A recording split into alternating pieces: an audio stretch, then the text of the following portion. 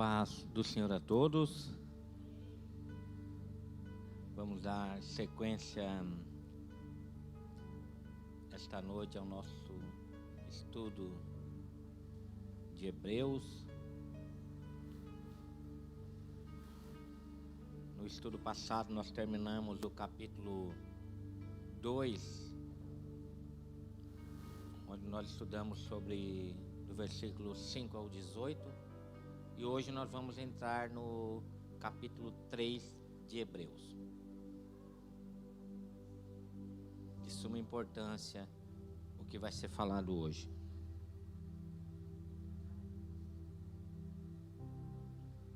Vamos iniciar lendo 2 Pedro, capítulo 1, versículo 12.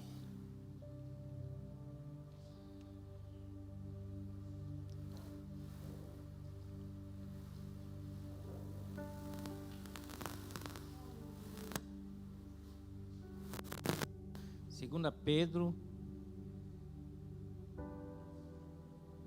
1:12.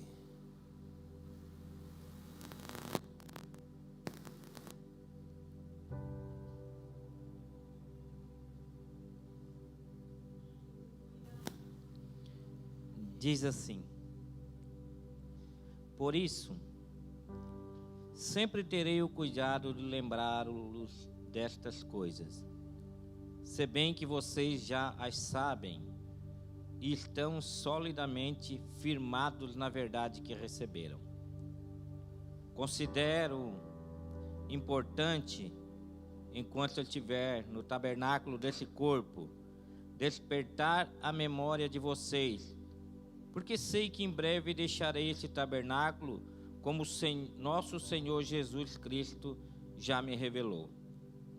Eu me empenharei para que, também depois da minha partida, vocês sejam sempre capazes de lembrar-se dessas coisas. De fato, não seguimos fábulas engenhosamente inventadas quando falamos a vocês a respeito do poder e da vinda do nosso Senhor Jesus Cristo. Ao contrário, nós somos testemunhas oculares da sua majestade. Ele recebeu honra e glória da parte de Deus Pai, quando da suprema glória lhe foi dirigido a voz que disse: este é o meu Filho amado, de quem me agrado. Nós mesmos ouvimos esta voz vinda dos céus, quando estávamos com ele no Monte Santo. Amém? A glória de Cristo e a firmeza das Escrituras. As Escrituras têm como objetivo mostrar a glória de Cristo. Pedro fala que eles tiveram um momento e viram a majestade de Cristo. E ele faz questão que eles se lembrem daquilo que eles já estavam firmados, que Jesus era o centro de todas as coisas e que eles viram isso no Monte Santo. Pedro está falando do Monte da Transfiguração, quando Jesus sobe ao monte para orar com Pedro, Tiago e João. E no momento eles são envolvidos por uma nuvem, Jesus é transfigurado e aparece Elias e Moisés para conversar com Jesus. Nesse momento, Pedro pede para que fossem feitas 3 tendas. Pede para Jesus: vamos fazer 3 tendas para que o Senhor, Elias e Moisés possam se abrigar nessas tendas. E neste momento, céus se abrem e da glória o Pai fala: este é o meu Filho amado, em quem me agrado, a ele ouvi. Os hebreus tinham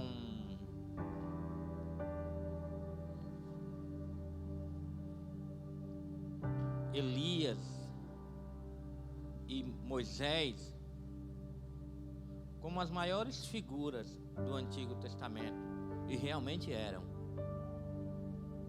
Elias representava os profetas e Moisés representava a lei. Quando Pedro pede para fazer 3 tendas, ele sem querer quer botar Jesus em pé de igualdade com Elias e Moisés. Mas Jesus é maior que Elias e Moisés. Elias é maior que Jesus é maior que todos. Jesus é maior que Jonas. Jesus é maior que Salomão. Jesus é o nosso verdadeiro jovem rico, que se alegrou e abre mão de toda a sua glória para viver com os pobres. Jesus é o nosso verdadeiro irmão mais velho, que quando o pai começou a abraçar os perdidos, ele se alegrou, ele não se entristeceu como o irmão mais velho da parábola, como os nossos irmãos mais velhos, os judeus que não aceitavam isso. Mas hoje nós vamos falar sobre a supremacia de Cristo. Jesus é maior que o maior legislador do Antigo Testamento. Jesus é maior que Moisés. Moisés, representando o maior líder espiritual que o povo de Deus teve. Davi, representando os maiores reis que Israel teve. Elias, representando os maiores profetas. Todos eles eram figura do verdadeiro apóstolo e sacerdote que viria para nos conduzir para a vitória. Amém? Vamos nos colocar de pé.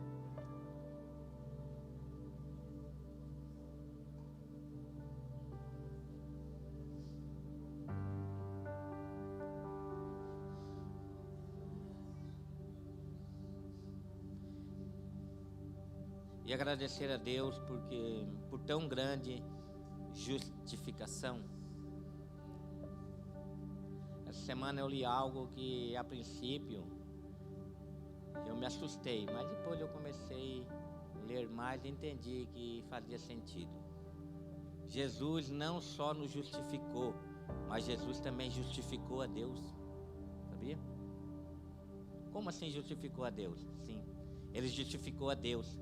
Porque quando Deus nos justifica através do sangue de Jesus, Ele se torna justo, justificando o ímpio. Porque não faria sentido Deus nos justificar sem que um preço tivesse sido pago. Mas quando o sangue de Jesus é derramado, o preço é pago e Deus consegue trazer sua justa justiça diante de todos nós. Amém? Senhor nosso Deus e nosso Pai, obrigado, Senhor. Estamos aqui mais uma vez para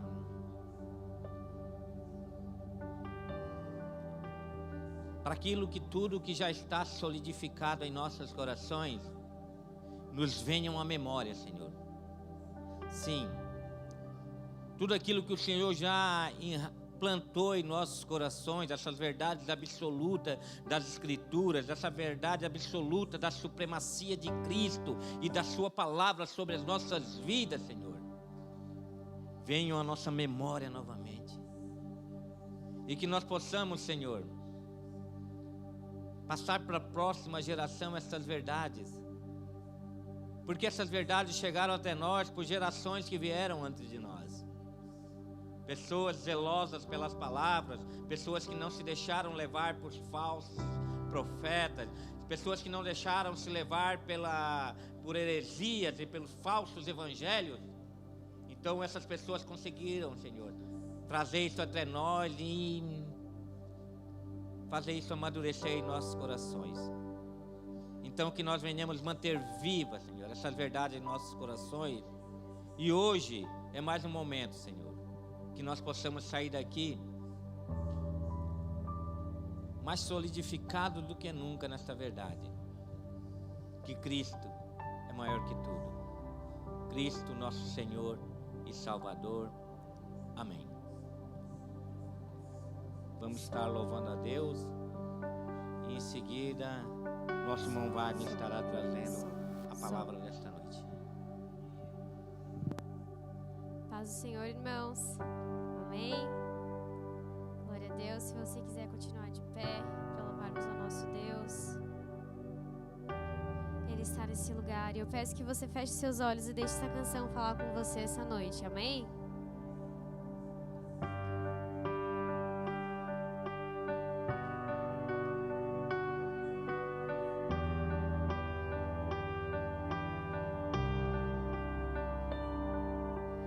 Luto contra vozes que me dizem que eu não sou capaz,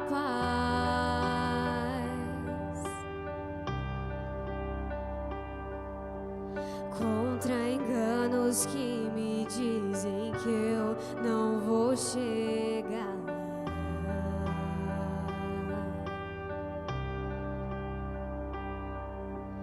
Meus altos e baixos nunca vão medir o meu valor.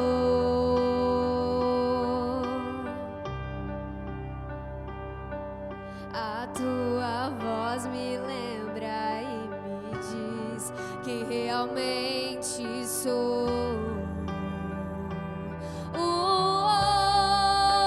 Diz que amado sou, sem que eu me sinta assim. Diz que forte sou, quanto à fraqueza em mim.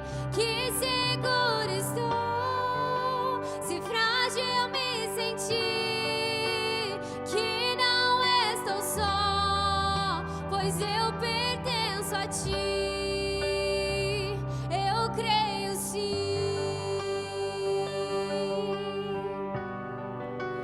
Aleluia. Nós cremos em ti, Jesus. Tudo que me importa agora é o que tua voz me diz.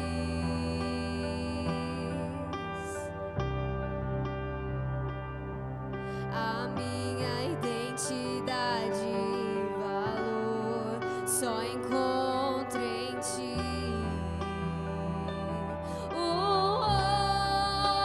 Diz que amado sou, sem que eu me sinta assim. Diz que forte sou, quanto à fraqueza em mim. Que seguro estou, se frágil me sentir.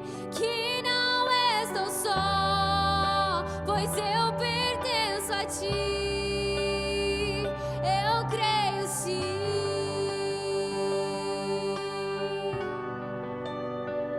Eu creio sim.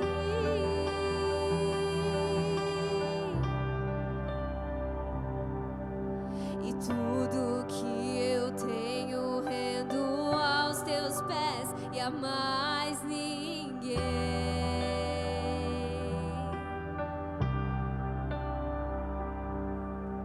Te dei meus fracassos e as vitórias te darei também.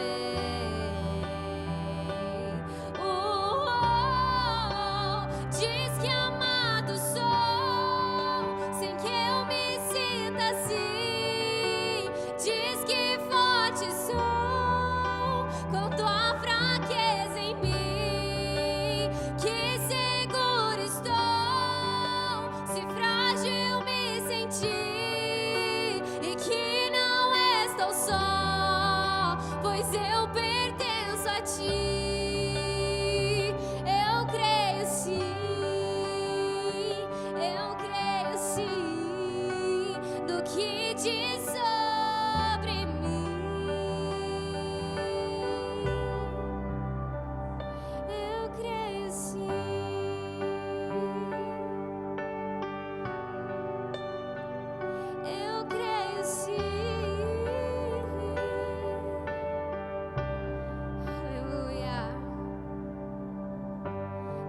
cremos na tua palavra, Jesus. Nós cremos naquilo que diz que nós somos. Nós somos teus filhos, tu és o nosso Pai, Jesus. Nós cremos no teu poder, nós cremos que estás nesse lugar, Jesus. Que o Senhor possa receber um trono de adoração sincera aos teus pés.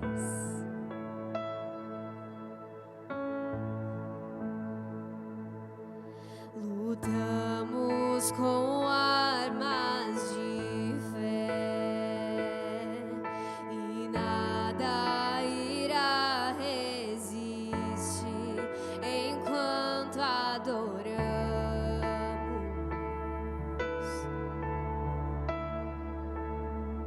Em meio às tribulações, o nosso Deus é vencedor e nós o adoramos. Oh, vamos cantar quem Ele é. Vitorioso és, na tempestade estás. Teu nome infalível é. Os reinos vêm e vão, teu trono acima está. Teu nome imutável é.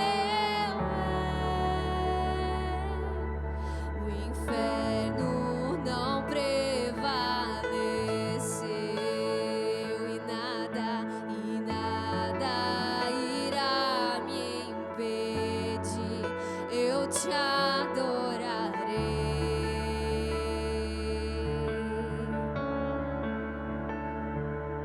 E muralhas vão estremecer,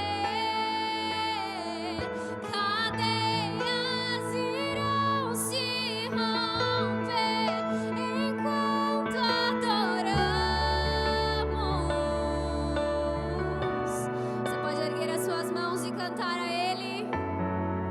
Vitorioso és, na tempestade estás. O teu nome infalível é. Os reinos vêm e vão, teu trono acima está. Teu nome imutável é.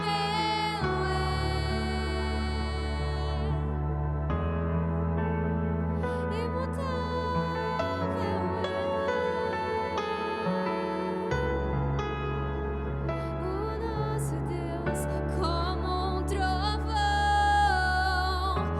impetuoso, poderoso és, grandioso és, que vem aos céus.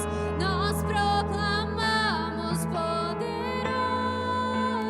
és, grandioso Ele é, como um trovão, impetuoso, poderoso és, grandioso és, que vem aos céus. Nós proclamamos: poderoso és, grandioso és, vitorioso és.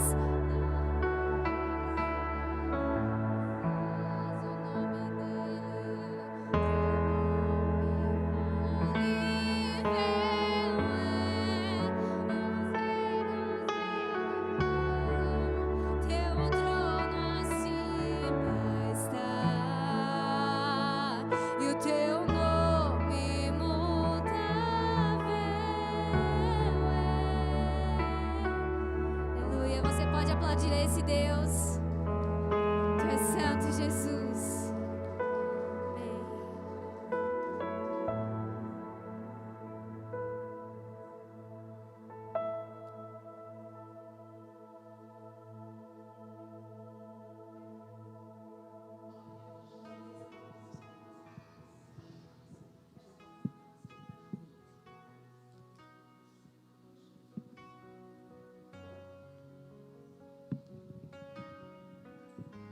Boa noite, meus irmãos. Tomem seus assentos.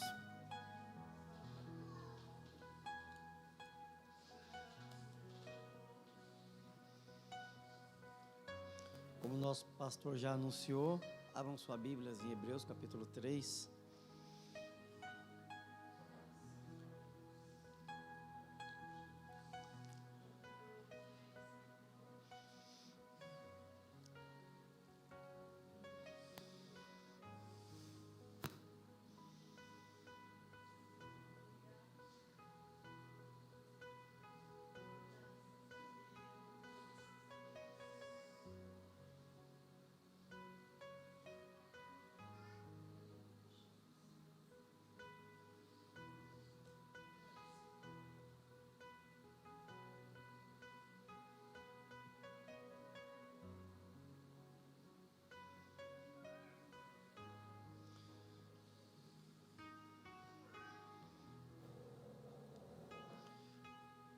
Há tantos assuntos importantes para a gente tratar nessa vida, né?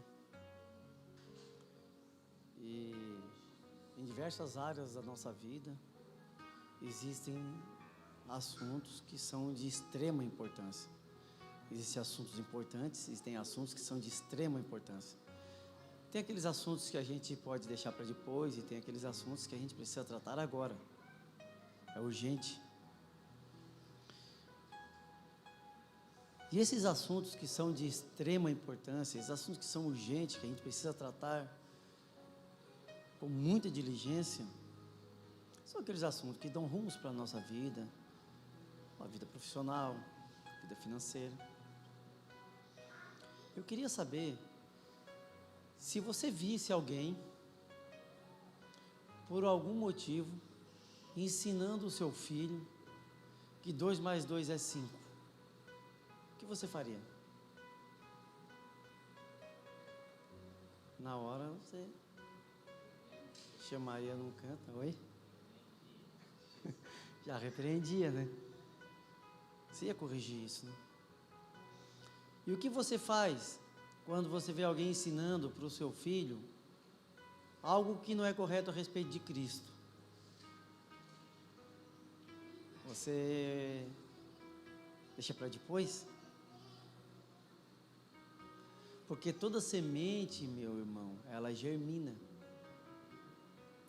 E quanto mais tempo na terra, mais raízes ela vai fincando.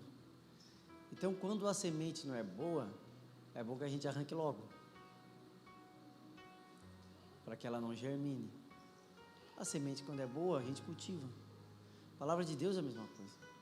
Existem assuntos que são urgentes na nossa vida. O tempo passa rápido, né? Tá andando, a menina do Lucas chegou falando ali. A Kenny vai cantar, mãe. Ó, tá falando.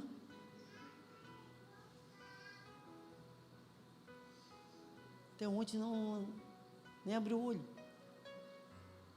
O tempo voa, meus irmãos.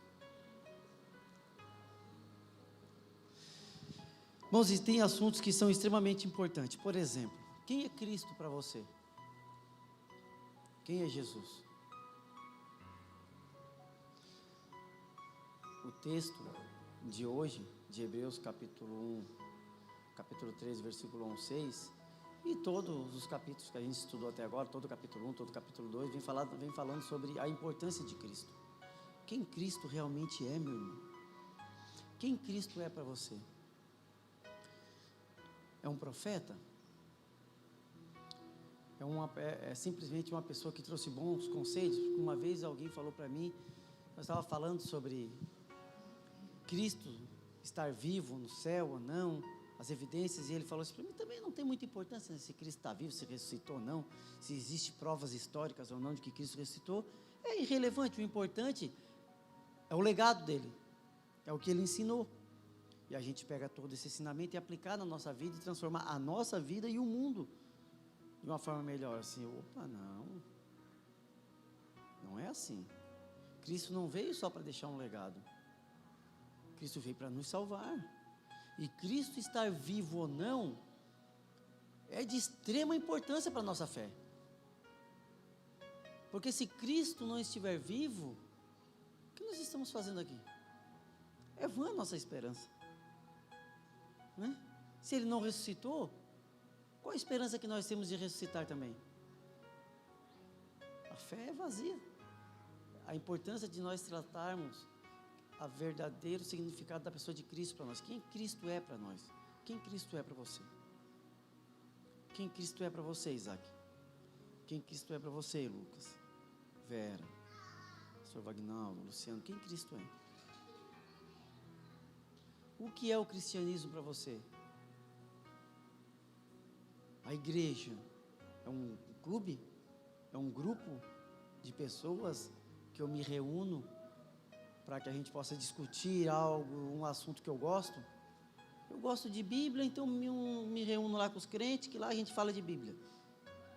Isso é só um clube, meu irmão. Existe pouca relevância, então.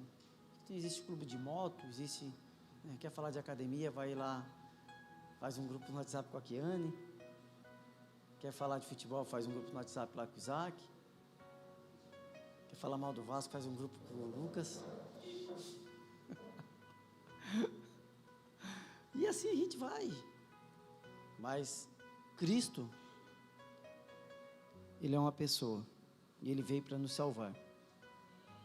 E Hebreus vem falar para a gente quem Cristo realmente é. Ele falou que Cristo é maior do que os anjos. Cristo é maior do que os profetas. E como o nosso pastor falou, Cristo agora é maior do que Moisés. Porque Cristo Moisés era um dos nomes mais bem vistos pelos judeus no Antigo Testamento. E é o nome do Antigo Testamento mais citado no Novo Testamento, 83 vezes no mínimo. Aí ele vem falando, portanto, irmãos, e não é somente irmãos, é irmãos santos. Portanto, irmãos santos, ou santos irmãos, que participam do chamado celestial, considerem atentamente a Jesus. Considerem atentamente a Jesus, que declaramos ser apóstolo e sumo sacerdote. O apóstolo e sumo sacerdote da nossa confissão, Jesus, o qual é fiel àquele que o constituiu, como também Moisés foi fiel em toda a casa de Deus. No entanto, assim como aquele que edifica uma casa tem maior honra do que a casa em si, também Jesus tem sido considerado digno de maior glória do que Moisés. Pois toda casa é edificada por alguém, mas aquele que edificou todas as coisas é Deus. E Moisés foi fiel em toda a casa de Deus, como servo, para testemunho das coisas que haviam de ser anunciadas. Cristo, porém, como filho, é fiel em sua casa. Esta casa somos nós, se guardarmos firme a ousadia e a exultação da esperança. Os capítulos 1 e 2, o autor nos mostra então que Jesus é maior do que os profetas e maior do que os anjos. Agora ele mostra que Jesus também é maior do que Moisés. E Moisés era de fato o personagem mais reverenciado pelo povo judeu. E muitas vezes houve esse embate entre Cristo e os judeus por causa da reverência que eles tinham a Moisés. E Moisés de fato é o nome do Antigo Testamento mais citado no Novo Testamento, 85 vezes no mínimo. E há muitos paralelos entre Cristo e Moisés. Quando Moisés levanta a serpente no deserto, vocês lembram desse episódio? Que as serpentes começaram a morder o povo hebreu, e Deus mandou Moisés levantar uma serpente, e quando o povo fosse mordido por essa serpente, eles deveriam olhar pelas serpentes, eles deveriam olhar para essa serpente de bronze e eles seriam curados. Mas Cristo é aquele que ia ser levantado para nos curar dos nossos pecados.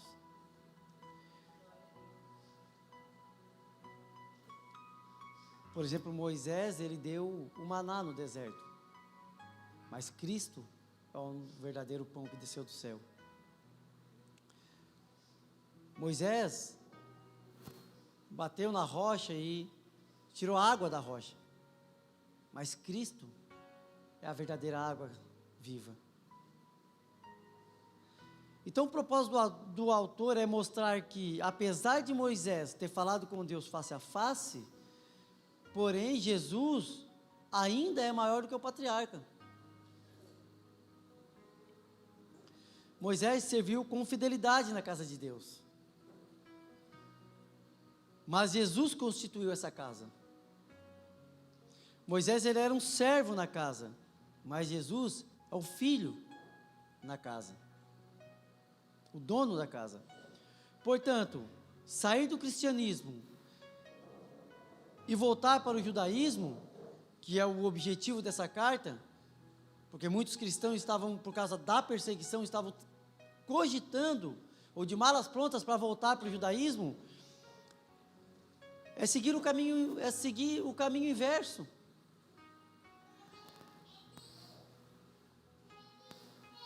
É sair da luz e ir para a sombra.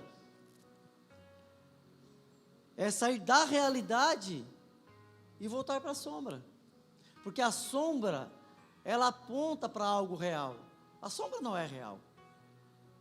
Ninguém se satisfaz com a sombra, não é verdade? A sombra apenas indica que existe algo verdadeiro. Sair do cristianismo e voltar para o judaísmo é tirar os olhos do que é real e se voltar para a sombra, é tomar o caminho inverso.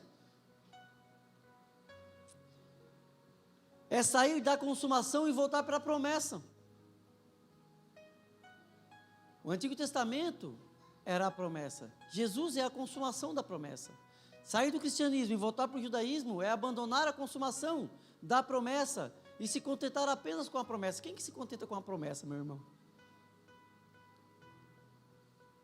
A promessa é mais ou menos quando a gente era pequeno, que a gente recebia a promessa de ganhar um presente de Natal, lembra? Era terrível aquilo ali mesmo. Esperar o dia. Mas quando chegava o dia, e a gente botava a mão naquilo que tinha sido prometido, com grande exultação. Era como vestir a roupa nova que estava guardada no armário para usar só no dia de Natal. Quando a gente botava aquela roupa, meu irmão, a gente virava outra pessoa. É abandonar a roupa nova e voltar para a roupa velha.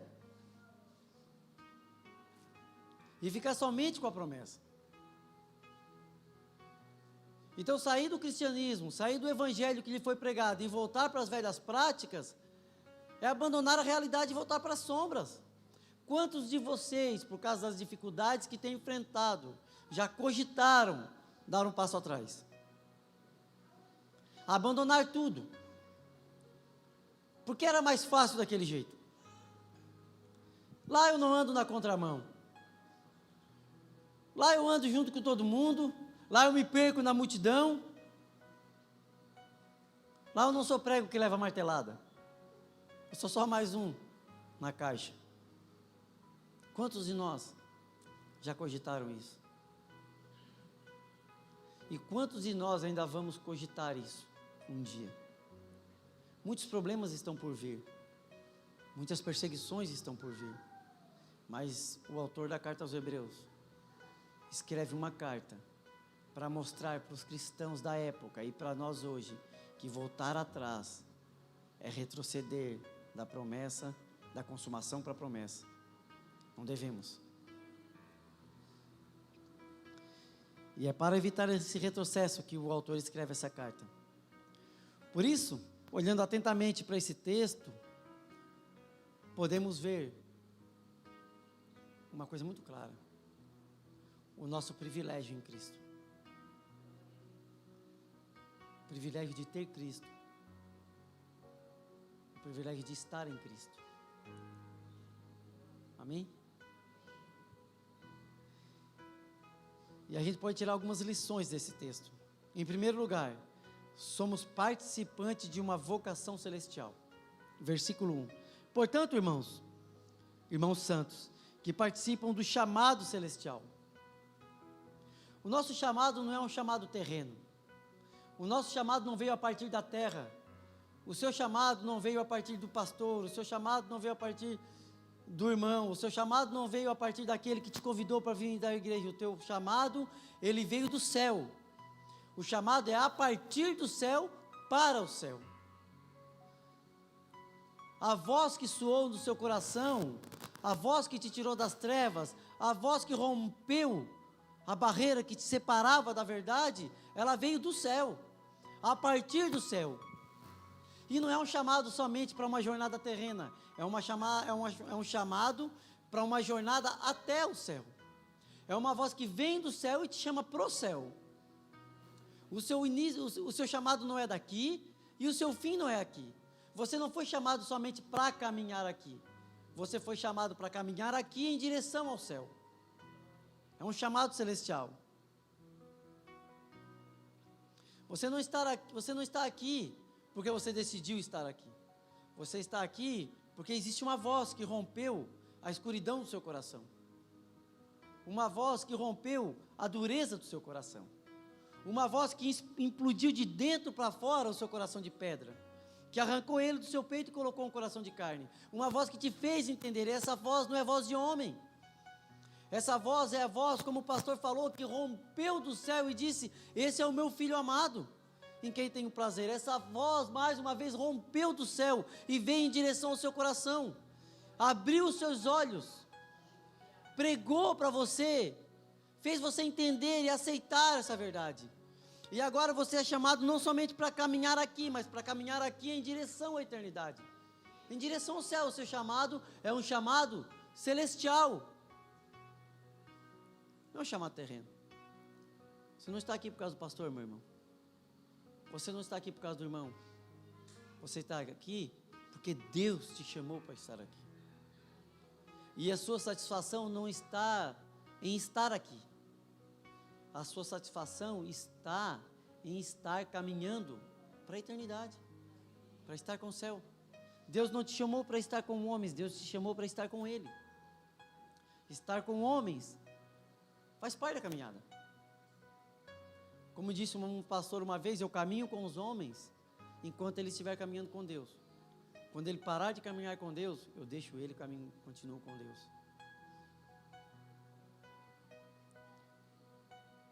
A comunhão é um bônus. Mas caminhamos juntos para a eternidade. Caminhamos juntos para estar com Deus. Foi a voz de Deus que nos atraiu. Mas o céu não é apenas um lugar. O céu é uma pessoa. O céu é Cristo. Então esse chamado não é somente terreno, é um chamado celestial. É uma voz que veio do céu e te chama para o céu. Mas não é uma voz que te chama do céu para um lugar, é uma voz que sai de Cristo e te chama para Cristo. O céu é Cristo. O céu não seria céu sem Ele. Irmãos, o que transforma o céu num lugar bom, na nossa concepção, é a presença de Cristo. O que transformava o Jardim do Éden num paraíso, não eram as árvores frutíferas, não era a sombra, não eram os animais que viviam em comunhão, era a presença de Deus. Era a comunhão que Adão tinha com Deus. Quando Adão se escondeu, se afastou da presença de Deus, aquilo ali deixou de ser um paraíso, mesmo antes de ele ter sido expulso. Porque não existia mais comunhão com Deus. Somos chamados para estar com Cristo. E o desejo de estar com Cristo deve ser muito maior do que o desejo de andar na igreja. É o desejo de estar com os irmãos, é o desejo de estar na igreja. Isso tudo é consequência do nosso desejo primário de estar com Cristo. Nosso chamado é celestial, nosso chamado é para estar com Ele, nosso chamado é para Ele. A voz que nos chama, a voz que nos atrai, vem dEle e nos atrai para Ele. Que isso deve ser o nosso maior desejo. E ele fala: portanto, santos irmãos. Santos irmãos. Um santo não é pessoa que não peca. Santo é aqueles que são separados para isso. Essa voz que vem nos separa para Ele. Somos separados para Cristo, somos separados para esse chamado celestial, somos separados para estar com Ele. Santo não é nessa concepção que a gente vê que, por exemplo, no catolicismo, aqueles que são canonizados. No popular, aquele que não peca. Nós somos santos. separados por Cristo e para estar com Cristo. Mas ainda pecamos. Porque a própria Bíblia diz que se dissermos que não temos pecados, fazemos de Deus pecador, mentiroso, e a palavra dele não habita em nós. Mas não vivemos na prática do pecado. A prática é um acidente de percurso. Acontece. Mas somos separados. Portanto, santos irmãos, somos separados para estar com Cristo. E esse chamado para estar com Cristo nos leva ao segundo ponto, em que fazemos parte da família santa de Deus, quando o autor nos chama de irmãos. Não somos chamados para viver num clube. Não somos chamados para viver numa patotinha que conversa, como eu falei ainda há pouco, sobre um assunto que nos interessa. Somos chamados para uma família. Como a gente já falou aqui, viver essa comunidade, meus irmãos, não é viver um clube onde a gente está aqui porque fala do mesmo assunto. Somos chamados para viver uma família. E amar essas pessoas que estão sentadas do seu lado é tão importante, tão essencial para a sua saúde espiritual, quanto amar os seus irmãos de sangue, quanto amar os seus primos. Esta família não vem depois da sua família de sangue. Essa família, você foi escolhido para estar nela. Você ouve um chamado do céu, uma voz que saiu da boca de Deus, do coração de Deus, entrou no teu coração, te arrancou das trevas, te chamou para Ele e te fez parte dessa família. Ele te escolheu para estar aqui. Ele escolheu cada um de você para sermos parte da mesma família, para sermos irmãos, separados, para um chamado celestial. Então, não somos chamados para uma vida de individualidade. Somos chamados para estar com Cristo como uma família.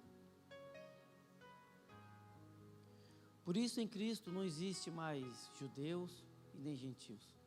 Ele derrubou o muro da separação e fez de todos os povos um só povo.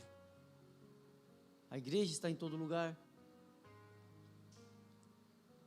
A igreja é o único lugar onde não existe rico nem pobre. Não existe preto, branco, amarelo.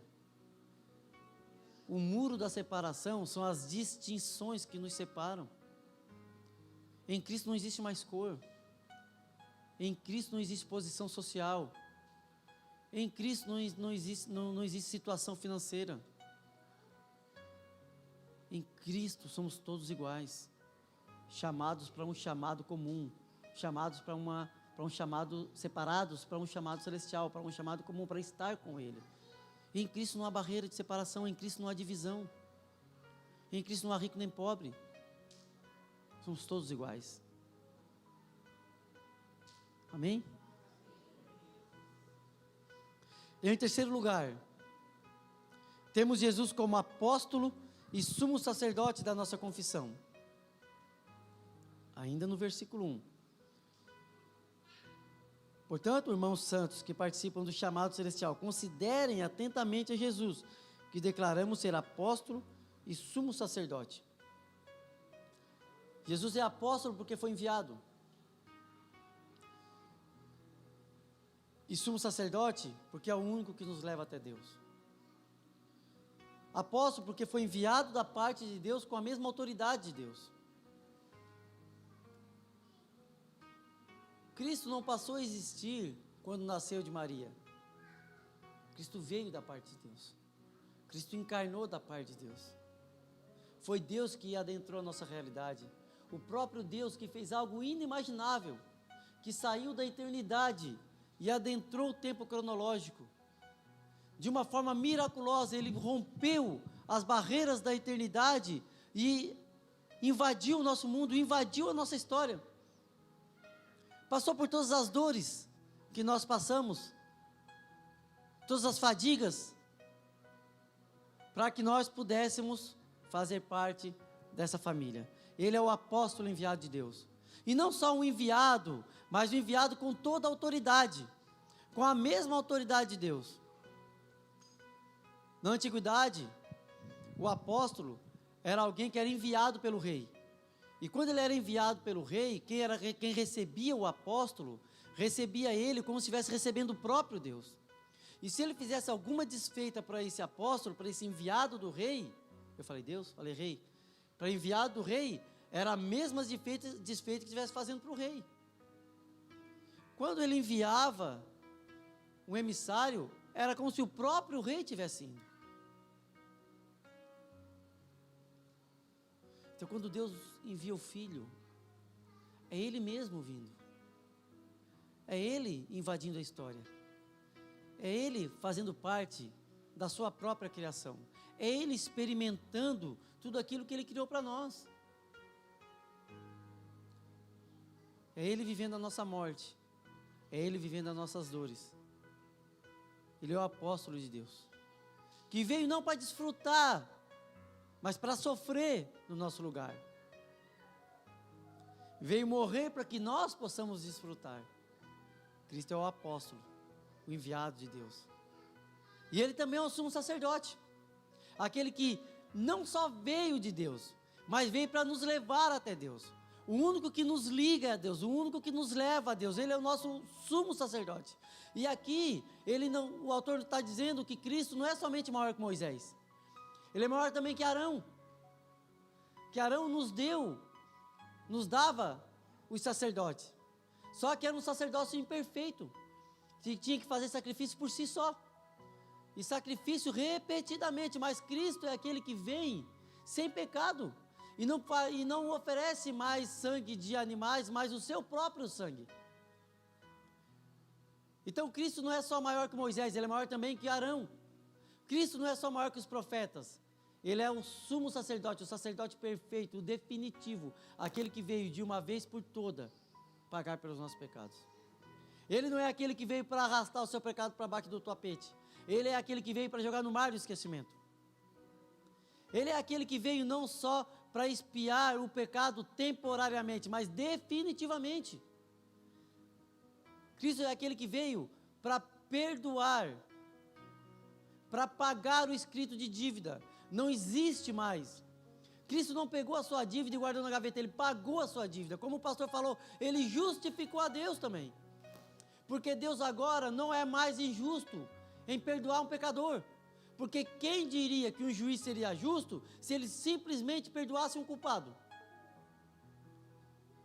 Imagina, irmão, diante de um tribunal, chega uma pessoa, eu, Wagner, assassino, pecador, em frente do juiz, sem provas nenhuma a meu favor, mas todas as provas do mundo de que eu sou culpado, e o juiz simplesmente diz assim: eu te declaro livre.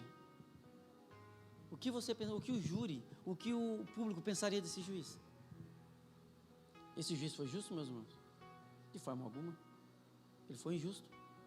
Mas Cristo foi aquele que justificou a Deus. Que Deus, por causa de Cristo, poderia dizer: eu te declaro justo. Porque Cristo pagou os nossos pecados. Nós não fomos apenas perdoados, nós fomos justificados. A sua dívida não foi simplesmente apagada, ela foi paga. O escrito de dívida, a conta, a promissória, não foi rasgada. Ela foi assinada, foi registrada, está guardado na gaveta de Deus. Pago. Cadê a dívida do Luciano? Pago. Cadê a dívida do Vagnaldo? Pago. Cadê a dívida do Lucas? Pago. Cadê a dívida do Edson? Pago. Cadê a dívida do Nilo? Pago. Cadê a dívida? Todas elas paga. Até o último centavo. Até a última gota de sangue. Cristo, então, Ele é o enviado de Deus. O apóstolo de Deus. Com a autoridade de Deus. E é o sumo sacerdote. Aquele que nos leva a Deus. Como apóstolo, Ele trouxe Deus até nós. Como sacerdote, Ele nos leva até Deus. Glória a Deus. Olha o nosso privilégio em Cristo.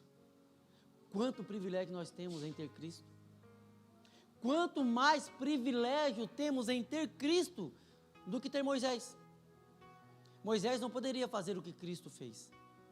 Por isso, Moisés serviu na casa de Deus como servo. E foi fiel. Mas Cristo ao dono da casa. Isso nos leva ao quarto ponto. Temos Jesus como alguém superior a Moisés. Moisés foi fiel na casa de Deus, mas Jesus, ele é o edificador da casa. Jesus, ele é o mantenedor da casa. A palavra casa, no versículo 2 ao 5, pois ele foi fiel àquele que o designou, assim como Moisés serviu fielmente quando lhe foi confiada toda a casa de Deus. Versículo 3, Jesus, no entanto, é digno de muito mais honra que Moisés. Assim como a pessoa que constrói uma casa merece mais elogios que a casa em si, pois toda casa tem um construtor, mas Deus é o construtor de todas as coisas. Por certo, Moisés foi fiel como servo na casa de Deus e seu trabalho ilustrou verdades que seriam mais tarde reveladas. Ou seja, Moisés era a sombra, Cristo é a verdade. A palavra casa, meus irmãos, não está falando de um prédio físico, mas está falando de um povo. É como quando eu digo que Deus abençoe a tua casa. Não estou falando para Deus abençoar as paredes do prédio onde tu mora, mas para Ele abençoar a tua família, o teu povo, a tua vida. Deus abençoe a tua casa. Então Moisés serviu no povo de Deus, mas Jesus é aquele que edificou o povo. Jesus é aquele que mantém a igreja. Jesus é aquele que edificou a igreja. Então quem constrói a casa tem muito mais honra do que quem serve na casa. Quando tu olha para a tua casa, Lucas, como é que tu pensa?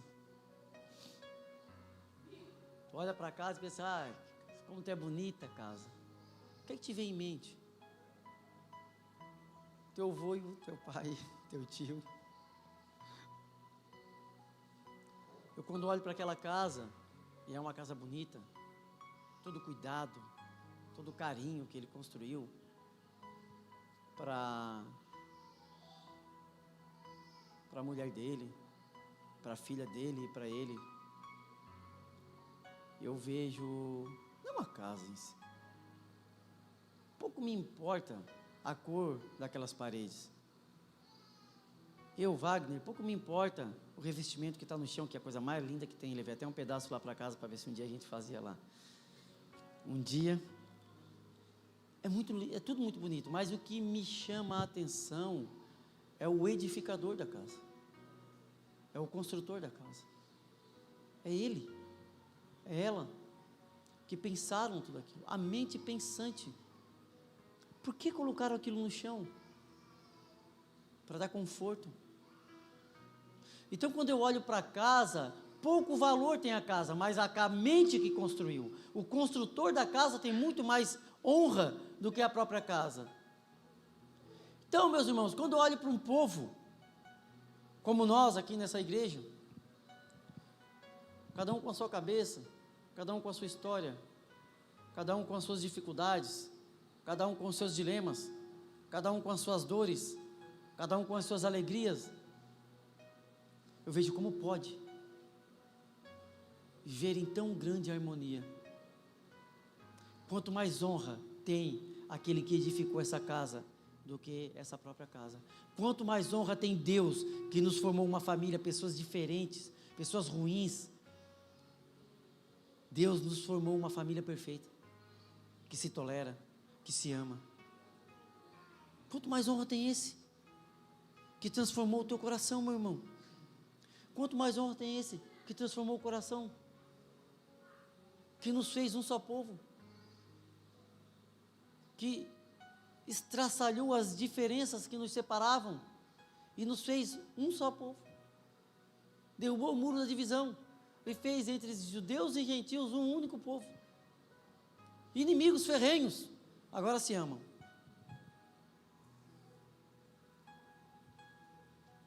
Quanto mais honra tem aquele que edificou a casa. Moisés, ele foi fiel no povo de Deus, mas Jesus edificou a igreja. Jesus não é o servo, ele é o Senhor. Jesus, além de habitar, ele é o construtor. Ele é o construtor, ele é o edificador e ele é o mantenedor da casa. Ele edificou e Ele mantém e Ele habita. Jesus é o princípio, é o meio e é o fim. O autor afirma literalmente, cabalmente, que Jesus é maior do que a maior figura do Antigo Testamento. Isso é impactante para os judeus, para mostrar para eles que Jesus é maior do que todos. Que eles precisam olhar para Jesus, como diz o texto, atentamente. E esse olhar atentamente para Jesus, que o autor nos diz, não é olhar, como diz no versículo 1, atentamente a Jesus, que declaramos ser o apóstolo, não é olhar superficialmente, é olhar como quem olha num microscópio, analisando as células de algum material. Não é olhar por cima, é olhar para dentro, é analisar, é atentar a isso. É olhar atentamente para Cristo. Por isso eu pergunto novamente, quem é Cristo para você? Como você tem olhado para Cristo? Como você tem olhado para a pessoa de Cristo? Como você tem olhado para a obra de Cristo? O sacrifício que Cristo fez, é algo que está aí lá longe de você? É algo que aconteceu há 2000 anos atrás, você sabe apenas porque ouviu histórias e leu em algumas páginas? Esse sacrifício é vivo, é real, ele é fundamental para a sua fé. O sangue de Cristo vertido na cruz não é uma história, não é uma história, é uma história, é real, é verdadeiro, aconteceu, e é determinante, para determinar para onde nós vamos. Como que a gente tem olhado para Cristo? Atentamente? Como Hernando Dias Lopes diz, como alguém que pega uma luneta e vasculha o céu para tentar encontrar a estrela mais distante. Como que você tem olhado para essas coisas? Como que você tem olhado para a palavra de Deus? É superficialmente? Ou você tem entrado para dentro dessas escrituras e tem arrancado dela os mais lindos tesouros? Aqueles que mudam a sua forma de ver o mundo, aqueles que mudam a sua forma de olhar para Cristo, aqueles tesouros que mudam a sua forma de olhar para as pessoas à sua volta, aqueles tesouros que te fazem ver Deus nas pessoas ao seu redor. Não esse evangelho vazio que faz você olhar para si e se achar cada vez melhor porque eu sou querido, mas aquele que faz olhar para você e para a pessoa do seu lado e conseguir ver Deus nela. Eu não desejo mal, não porque eu sou bonzinho, porque Deus habita ali. Meu Deus, como eu posso desejar o mal para a casa de Deus, para a habitação de Deus? É o Espírito de Deus que habita ali, na sua casa, a igreja, nós edificados por Ele, e mantido por Ele, e habitado por Ele. Que nós possamos olhar mais atentamente para Cristo, mais atentamente para essas palavras, e mais atentamente para as pessoas à nossa volta. Isso me leva ao nosso último ponto, que diz que nós somos moradas de Deus. Casa, como já afirmamos, é uma referência ao povo de Deus. Cristo não é somente o edificador da igreja. Cristo não é somente o mantenedor da igreja. Cristo não é somente o sustentador da igreja. Cristo é aquele que habita na igreja. A sombra não satisfaz, não é o que é verdadeiro. A sombra só apresenta, só nos mostra que existe algo real. A sombra faz você olhar para algo real.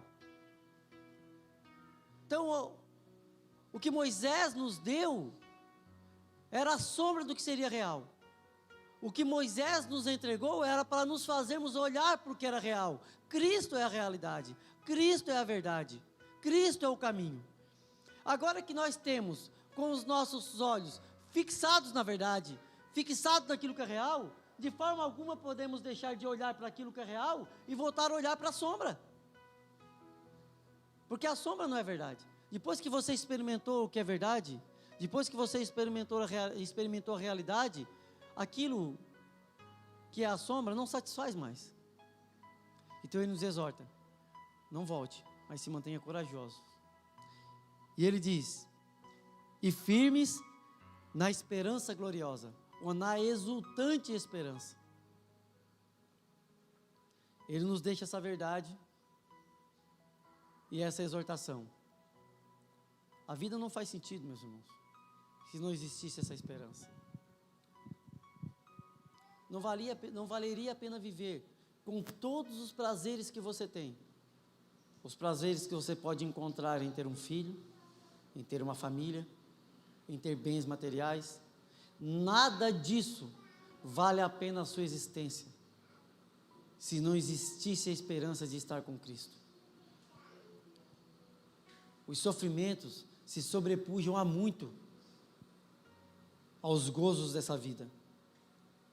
A esperança, a exultante esperança de estar com Cristo é que nos move. Então devemos nos manter firmes. E não é uma esperança morta. É uma esperança exultante. É uma esperança gloriosa. A sua esperança não está em um salário melhor, que se acaba. Não é uma esperança em ter um carro bom, que também vai se acabar. A esperança em ter uma casa que vai envelhecer. Não é esperança em ter uma viagem que vai ter o seu fim. É uma esperança exultante em algo eterno, algo que não se acaba. Esperança essa que vai nos proporcionar algo infinito, que nunca vai se acabar. Por isso é uma esperança exultante. A palavra de Hebreus, capítulo 3, versículos 1 a 6, é que nós devemos nos apegar exultantemente a essa esperança. Que nós podemos ficar com essa palavra e sairmos aqui exultante, porque em Cristo temos grande privilégio e exultante esperança. Que Deus abençoe cada um de nós.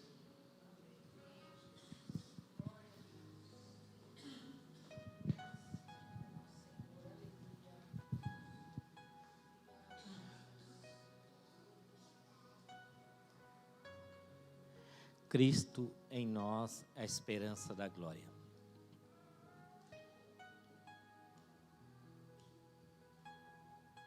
Nós somos a casa de Deus, amém?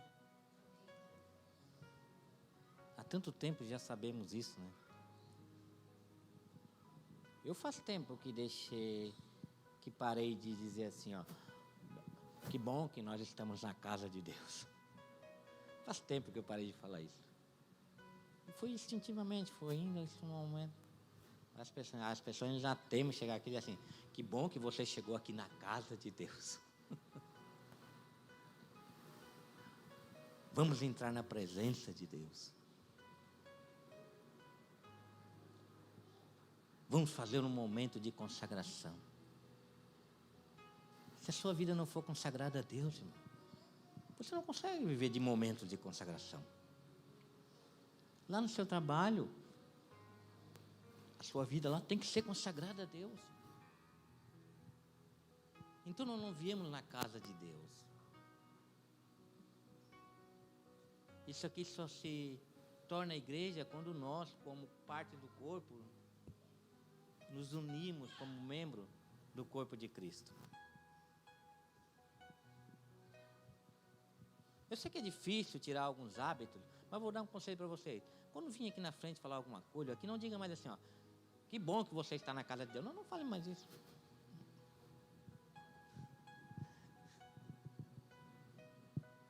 Isso aqui não é a casa de Deus. Nós somos a casa edificada por Deus. Ele nos chamou para edificar uma casa não feita por mãos humanas, não, mas feita pelo próprio Espírito de Deus que habita em nós. Amém? Vamos nos colocar de pé.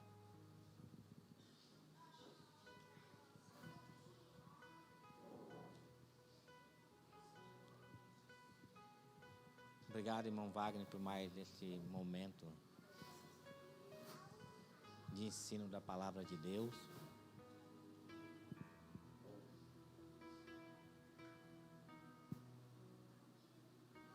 Começar a dar esse estudo no domingo. É o certo. Para mais pessoas ouvirem, né?